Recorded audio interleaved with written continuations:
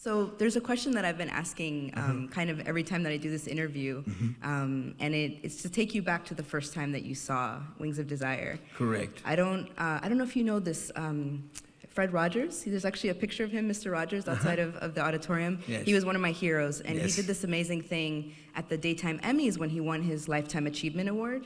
He asked everyone in the audience to take 10 seconds and think about all of the people that brought them to where they were that day.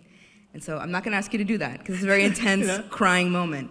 But I am going to ask you to just close your eyes and for 10 seconds think about the first time that you saw Wings of Desire. Think about where you were, how old you were, all the feelings, and I'll just interrupt you again in 10 seconds. Okay. All right. Okay.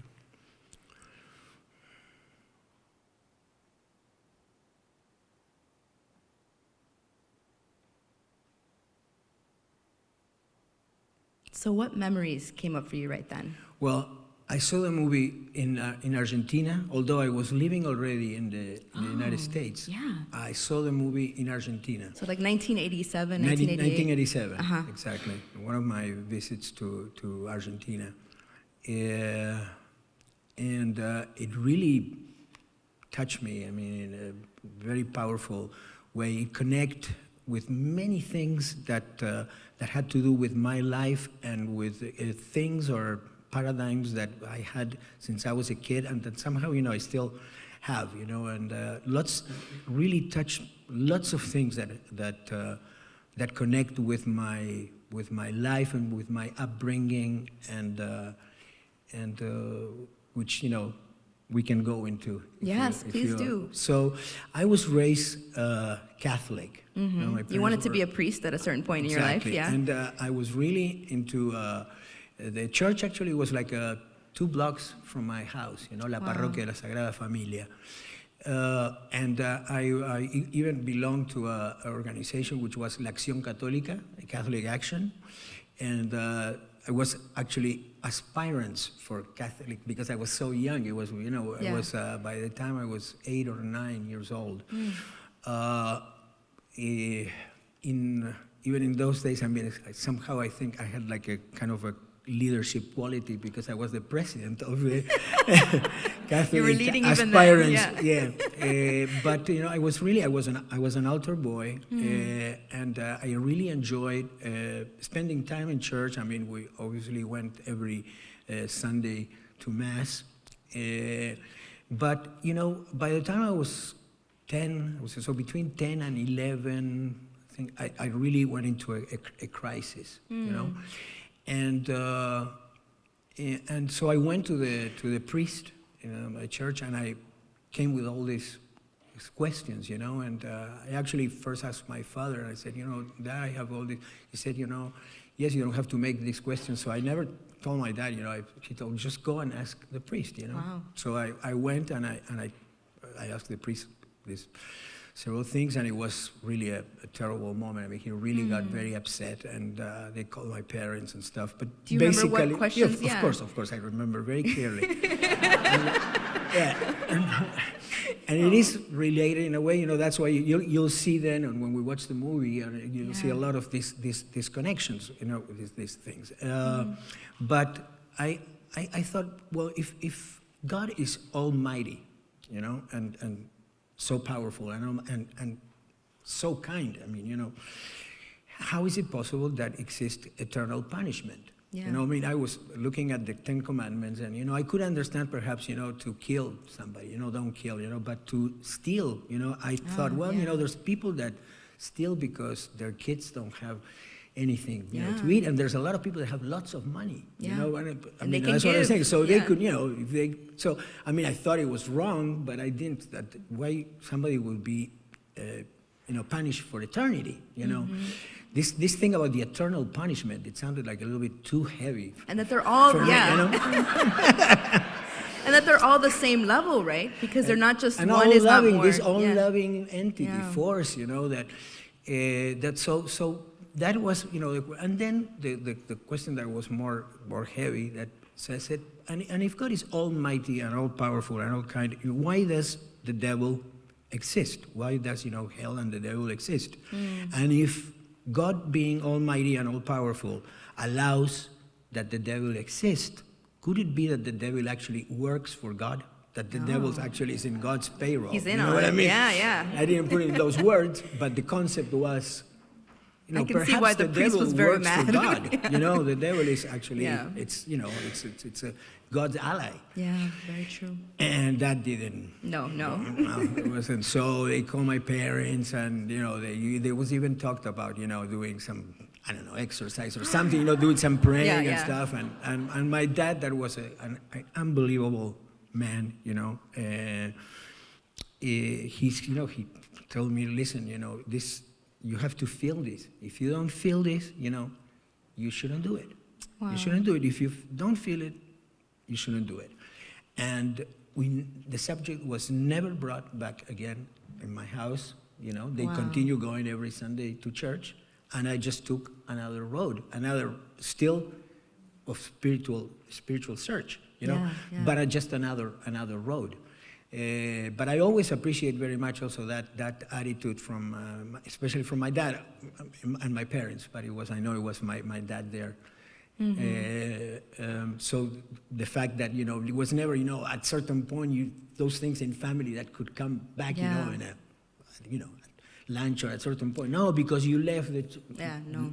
We never talk about that again. But I guess, you know, he knew and they knew that I was anyhow looking, searching, you know. Yeah, and then you were a good man, and then you were, you're going to so, continue you know, your search. Yes, and remember, there's a moment. There's a few phrases that the angel, you know, sort of things, you know, and there's this talk about, you know, when kids were kids, you know, when children were children, you know, which is something repeated also throughout repeated the movie. and which is something also very important for me, which is the concept of childhood and the concept of innocence, which I try to bring also to the music that I do, stuff, and which is something that I find very precious and something that we also always, as adults and as we grow up, we're always in the danger of losing it. Yeah. You know, because we become more experienced, or, you know, we become more knowledgeable, you know, but not really for me, you know.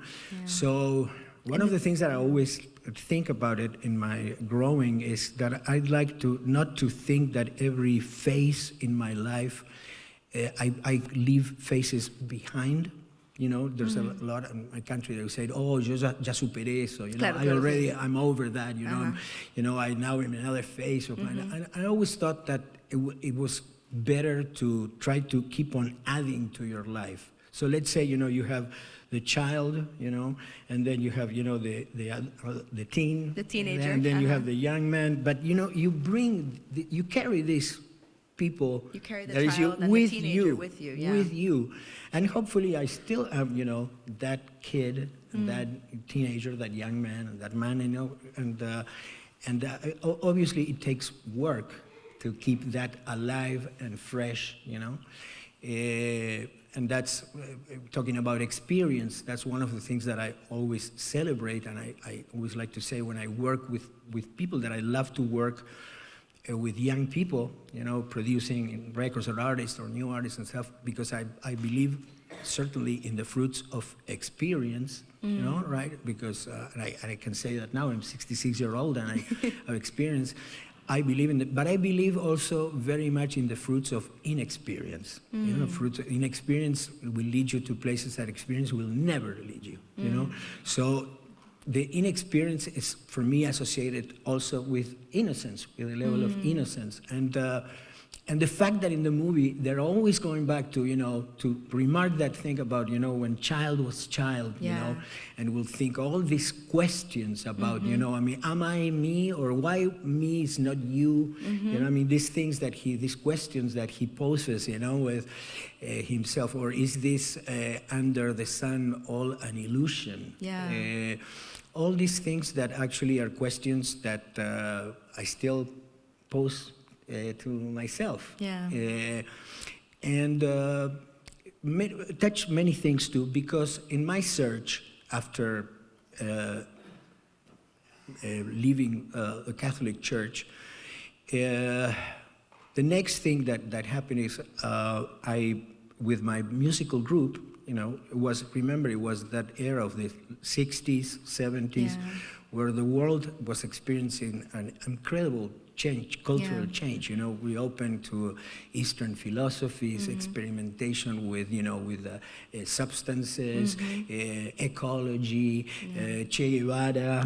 I mean, all these things were coexisting in that time. It's at the same great. time. I mean, I'm so happy that I was there. You know, But I was there when every Beatles record came out. There you know, go, we were waiting for the next one.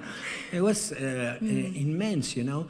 And in that context is that we met with a group, somebody that was much more knowledgeable in the world of spirituality, and the group turned into a commune, but kind of a spiritual commune, you know, a yogi commune. So, which was very different of what you will in those days think about a hippie commune, you know, which usually associated with, you know, disorder or, you know, sort of, you know, a lot of drugs. freedom, drugs and everything. No, we led a super disciplined life, you know.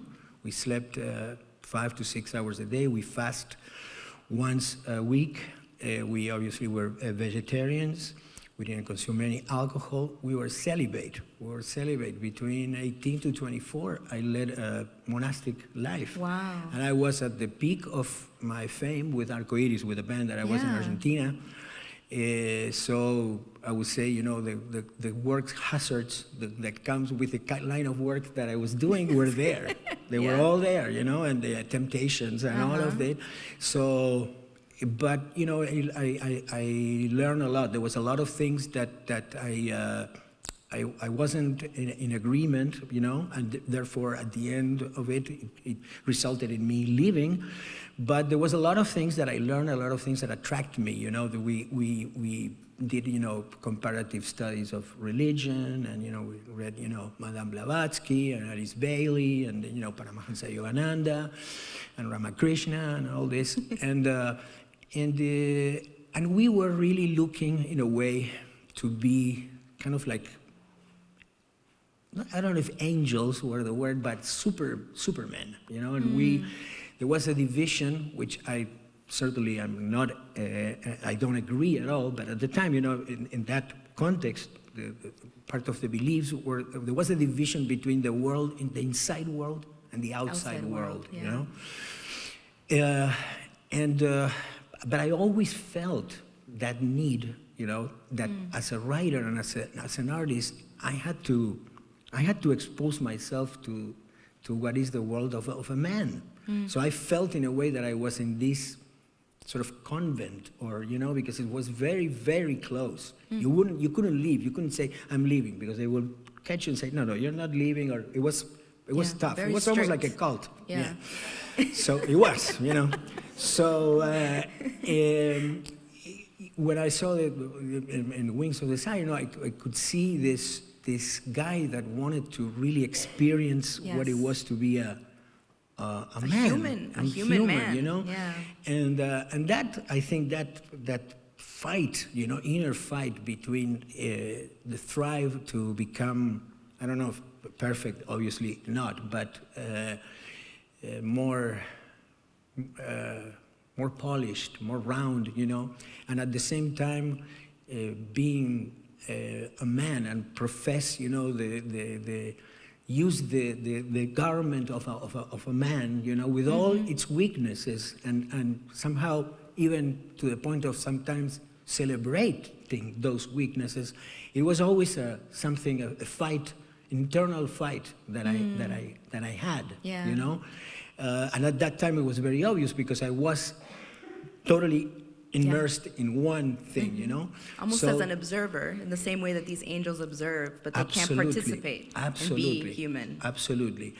And then there was something very nice about him finally plunging, you know, taking the plunge, as they say in the movie, you know, takes the plunge.